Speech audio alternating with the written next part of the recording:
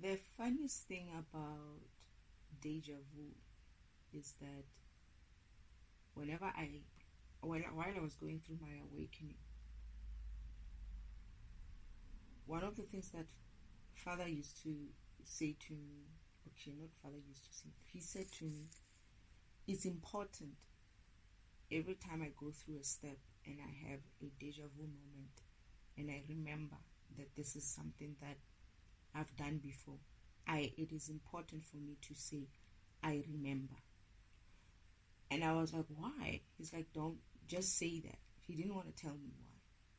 He just said to me, just say that. And as I did that during my awakening, while I was doing the garden, while I was going through some sort of a comic lesson, and then I would be like, I remember, or I would be doing something, and then I'm like, I remember, or something like that would happen, and then after that, I was like, I remember this. I remember I was here before. Every single time when I did that, the environment would get angry, very angry. And I sensed that it was because of, they're listening obviously, right? They hated the fact that I remember that I've been here before. And this is why the reason why one of the things that Father said, you just have to say that, just trust me, just say that. It's because he wanted to send out the message to Uncle Oldman and his cronies that this program remembers. This program knows where it is, and what I'm understanding is they don't like that. They don't like you remembering your program. They don't like you remembering your purpose. They don't like you remembering your path. They just don't like you being aware. And every time I said, I remember. But one other thing with them is, for specifically me, is that they tried, since they copied my destiny, right?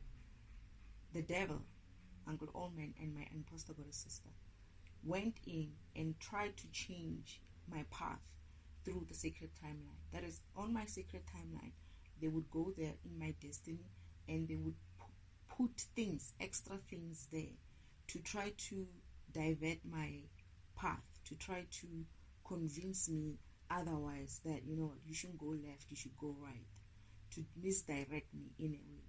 But what happened was they would think that, oh yeah, we managed to fool her, right? But Father planned my mission in such a way that he planned against their shenanigans. He had a plan. They stole the plan. They stole my destiny, and they also stole the blueprint of the plan.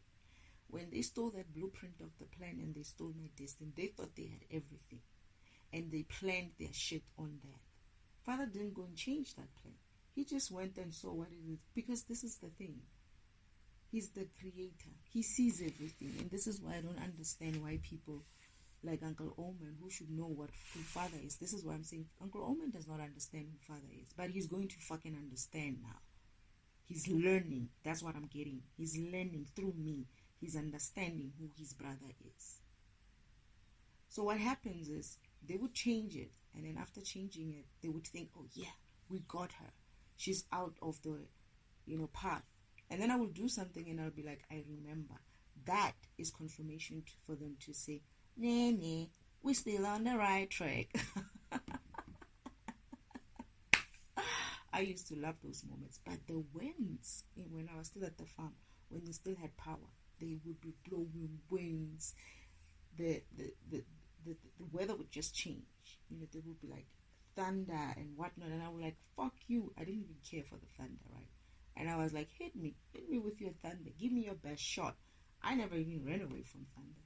And it's like an open place. I could be hit if they wanted to. They do that even here. They'll hit the thunders and whatnot. I won't move. I'll just be like, Father, universe, please protect me from this shit. They know that I'm not afraid of thunder. I mean, my uncle is Thor. Fuck you. Alright? So, anyway, that's part of the reason why I had to also say to them, I remember, so that they know that God has that kind of power where I would remember that his plan is solid like that. His plan for me, his purpose for me is solid like that. And that's why he said, just say that. Just don't ask me why, but just say that. I was like, okay, fine. So every time I go through something, I would say, I've been here before. I remember. And you would hear how they get so fucking upset. The birds will be chirping, the dogs will be barking, the wind will come on, the tapping on the roof, and I'll be like, oh yeah, they're pissed.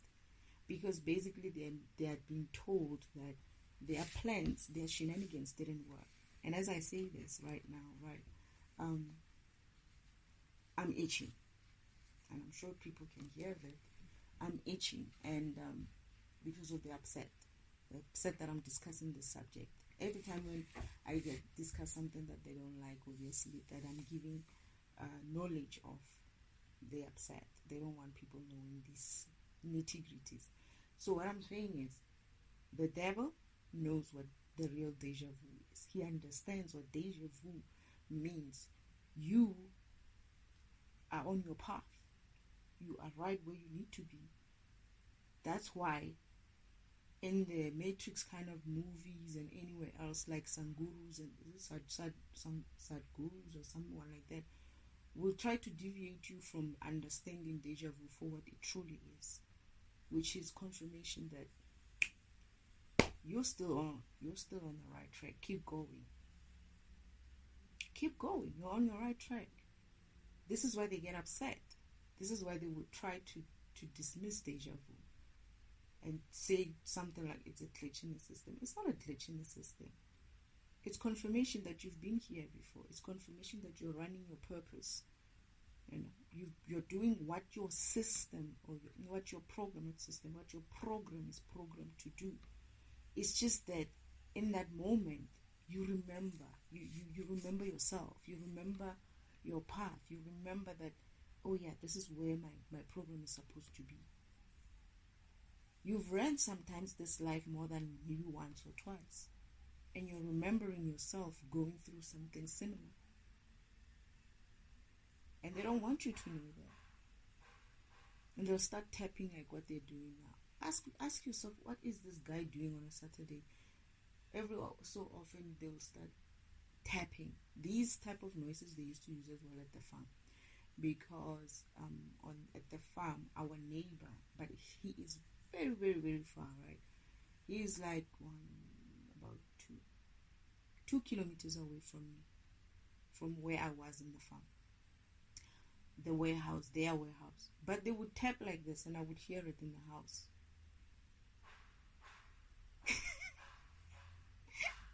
It will feel like the tapping is inside the house. Out of nowhere. When they get angry, when I find something, when I wake up to something, when I'm going through my comic lessons and I realize something, they will do this. They will like, damn it. And I'll be like, oh yeah, you're angry. And if I go past the farm, right, because I used to take walks within our farm, I would take walks and get closer to this place where this other farm where they had this warehouse where they would make this noise. Whenever they tapped, right, I would feel it somewhere on my head. It's as if like they're banging it on my head. Or I would feel it somewhere, somehow in my body. You know, sometimes I would get a little bit woozy, but I'll keep walking. I don't turn back.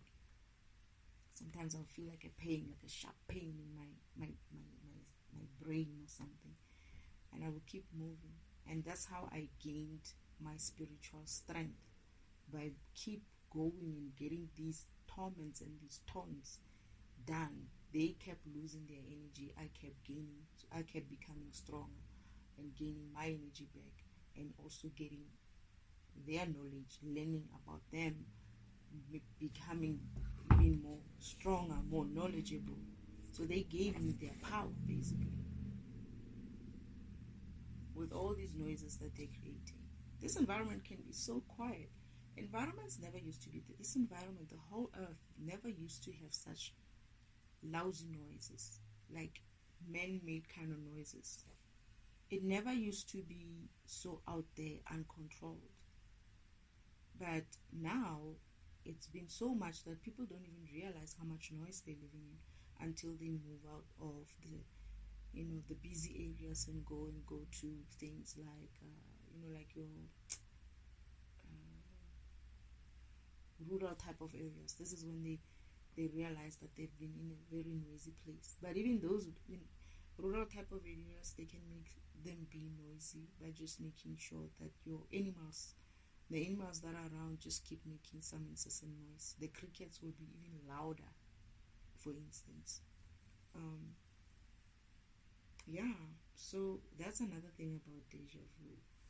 And the devil knows what deja vu means. The devil knows that deja vu means you are on the right track. Firstly, you remember as a program. You remember some parts of your program. Two, you are on the right track. If you can remember something, it means that you're on the right track. You're actually on your path, right? This is why it was important for me when Father said to me, just say you remember and you'll see. And I remembered every time. Every time when I say I'm having deja vu, they get upset. Every time I say I remember, they get upset. So that's another reason why deja vu is a good thing. It's to say, confirm for you that you remember your program, confirm for you that you're on the right path, and also confirm for the devil that, here's your fucking middle finger. I remember. Yeah, it's a middle finger to them when you remember that whatever they try to change in your purpose, the deviations that they're placing in your purpose to try to deceive you to move in a different direction, they still somehow manage to land you up in the path that you're supposed to. That's why I'm destiny. Destiny is much stronger for me, because destiny does that. It readjusts itself. Whenever somebody tries to change your path, it readjusts itself. Destiny has only one goal, and its goal is the end, destination. The thing that has happened, I have done what I needed to do. I'm just walking in that path. And all that destiny is doing is just rerouting me. Every time they change my path, destiny changes that path to still face the direction of my end, of the destiny that I have to reach, of the goal that I have to reach. And the low vibrational beings like Uncle Oman and my imposter brother sister cannot wrap their heads around it, that they are fighting a losing battle. Yeah, they can deviate me in a sense of derail me, delay me, and all of that, but even if I come back another lifetime, I'm just going to be better, faster, stronger. And eventually one day I'm going to reach that. If it takes 5 lifetimes, not timelines, 5 lifetimes, that's what it takes. If it takes 7 lifetimes, that's what it takes. If it takes more than that, that's what it takes. But the destination is set. The destination is set. I'm just being guided towards that destination. How I get there, it's sometimes some things that I know. They are like key points in my timeline which I need to pass. And that's what deja vu is. It's those points where even when you're rerouted, you still have to go through, because it's an important step in your program that you have to do. It's almost like when you're saying, what process can I think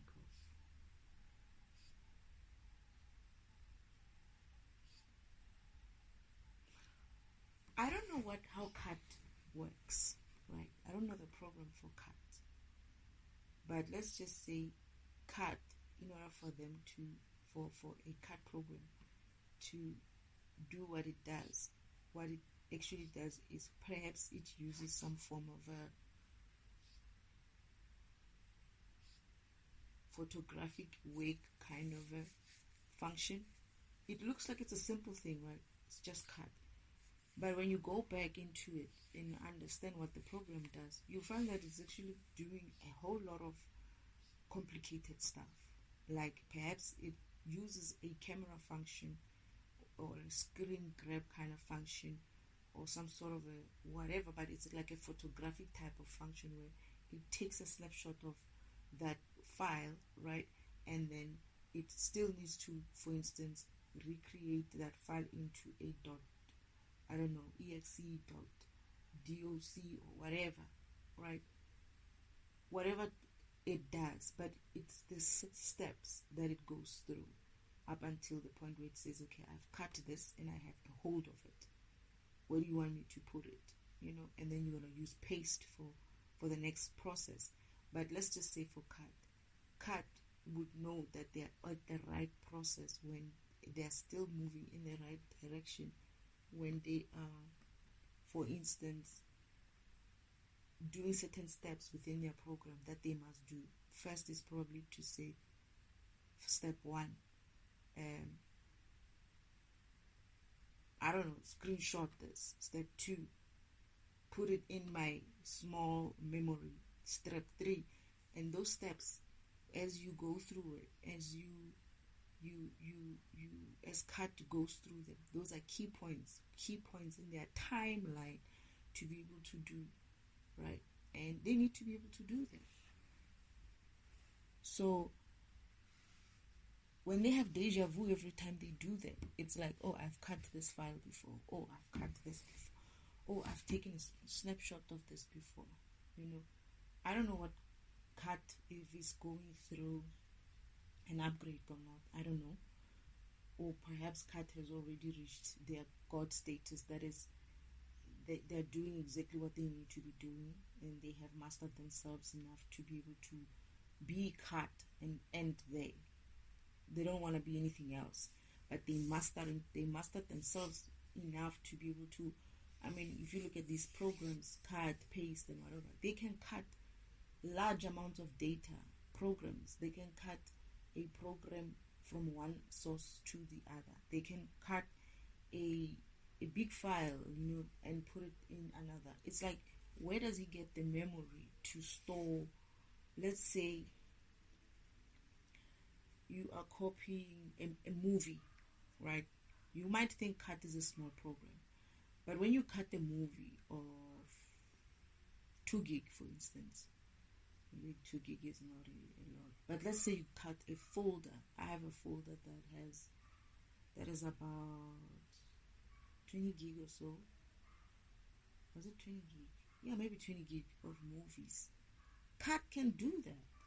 And if you made it like bigger, even cut can carry that kind of energy from one place to another.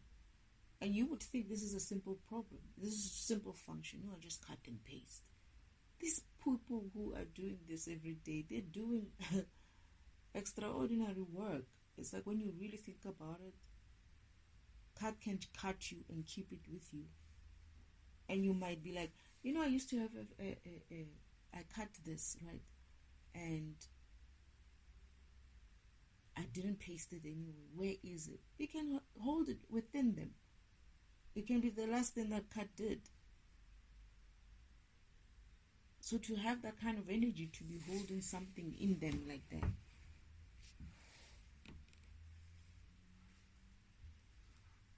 So yeah, it's like deja vu. And I remembered something as well. They said something about deja vu. This is why I'm recording the second part of it. But the essential part, essentially they wanted me to say that the devil knows that when you have deja vu, it means you are aware of, you're walking in your path. And it means that whatever they did in order to disrupt your path, your process, it doesn't work. It means that they know that if they were, for instance, destiny swapping like they did with me, whenever you start having deja vus, it means you're gaining back your destiny. You're taking your purpose back, and this is why for me, you might not notice it in your environment, but if you do, it's nice. No, it's not nice, because that's kind of like bad stuff to happen. You don't need that kind of energy blowing towards your program while you're trying to run. But if you're noticing the same effects, that whenever you start having deja vus and you say I remember, and your environment changes, like for me, then you would know that you're on the right path, and you would know that the devil is watching you. But it's not a big deal. Don't be afraid of this devil when they say they're watching you. Give them a finger even. Say fuck you to them.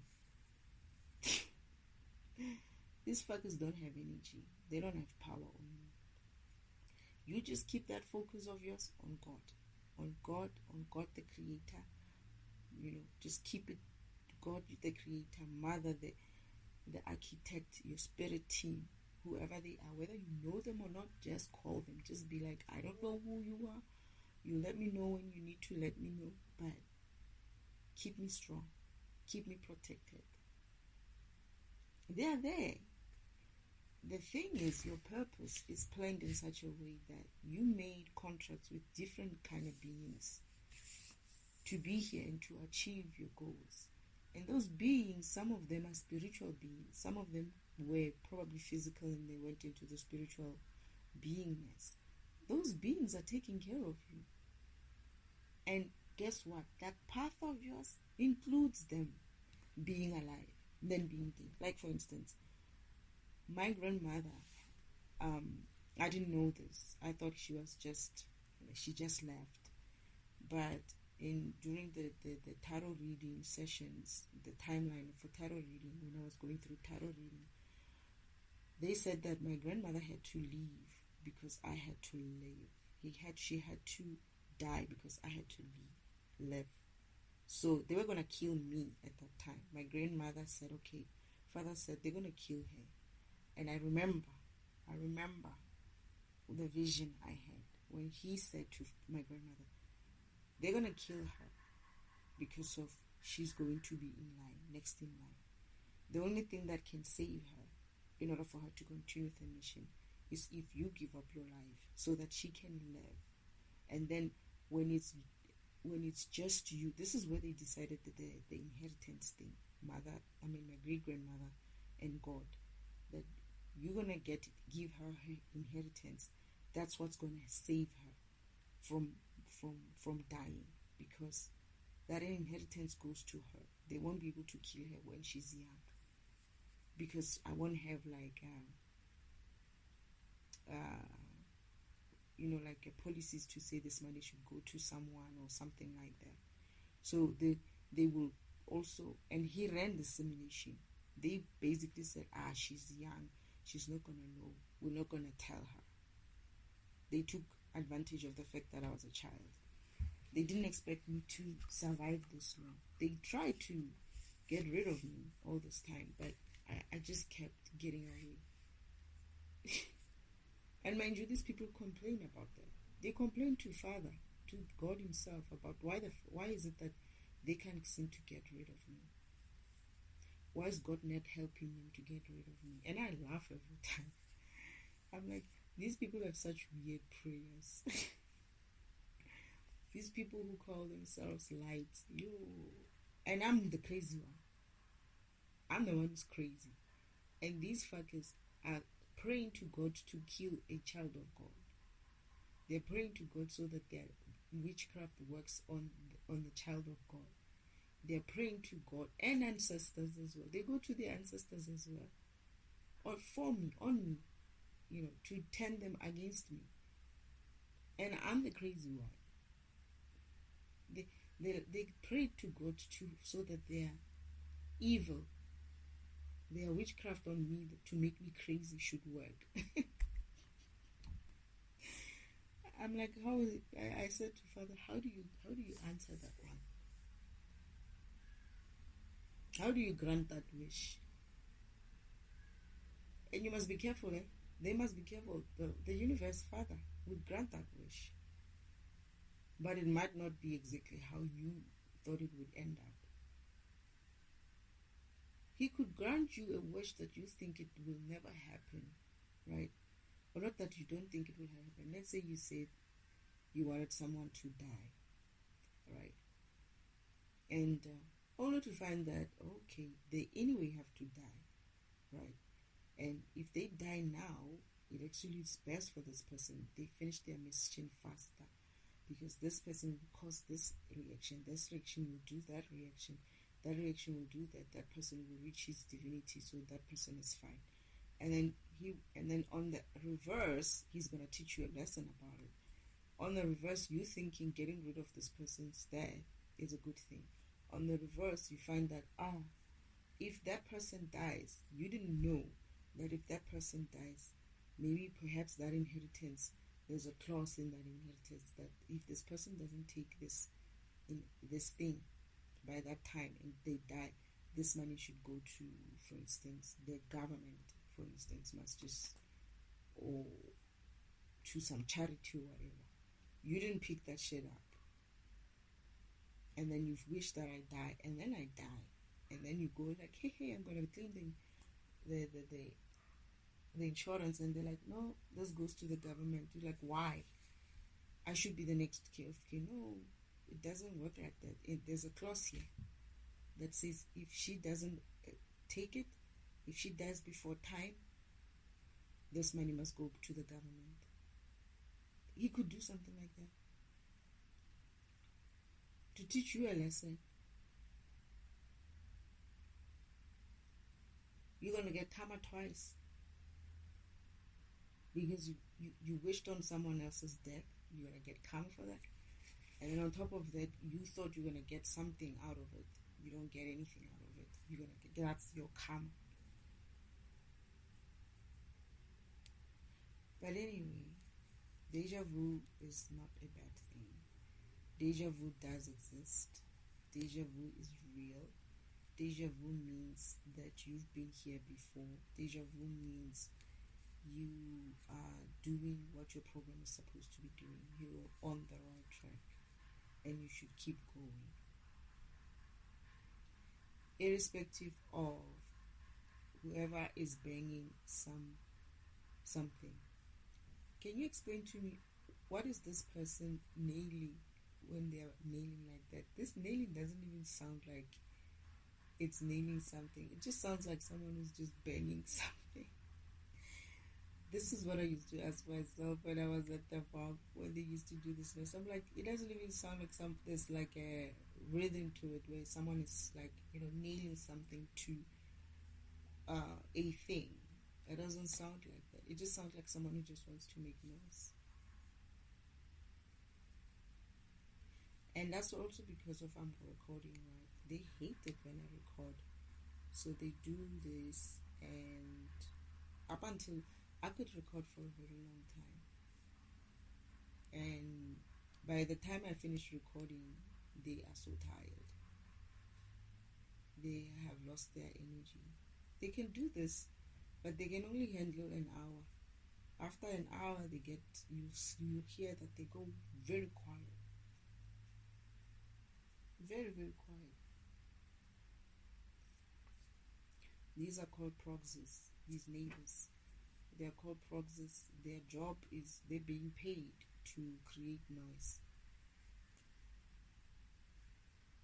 And I'm in a suburban area. I'm in a suburb. If anyone has lived in a suburb, you tell me what kind of noise is this in a suburb.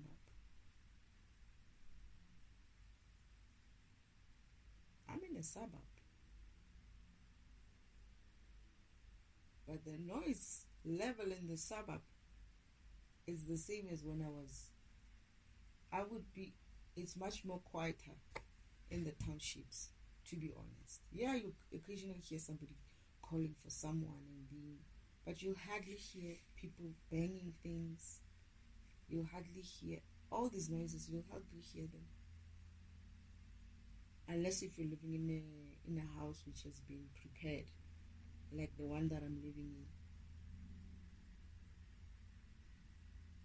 in. I was laughing at them the other day. I was like, these people are going to go crazy the day the shit doesn't work anymore. Like the day I have to move, they're going to go absolutely bonkers.